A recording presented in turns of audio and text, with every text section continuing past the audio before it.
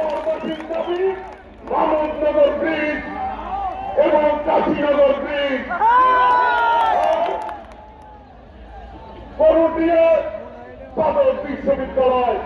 এই বিশ্ববিদ্যালয় আমাদের আদর্শের জনক শহীদ রাষ্ট্রপতি জিয়াউর রহমান সরকারি করেছিল, সেটি পূর্ণাঙ্গ বিশ্ববিদ্যালয় চায় টাঙ্গাইলের জনগণ।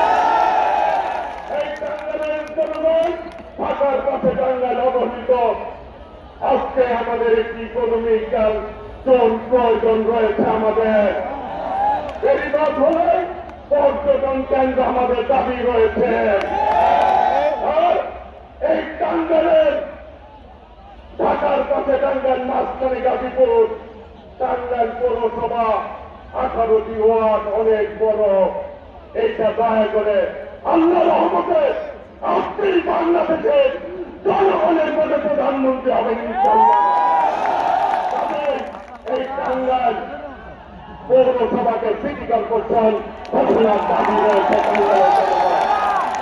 টাঙ্গাইলের জনগণের স্বাস্থ্য সেবা নিশ্চিত করার জন্য আমাদের একটি আধুনিক হসপিটালের দরকার রয়েছে। এই হচ্ছে টাঙ্গাইলের জনগণের দাবি।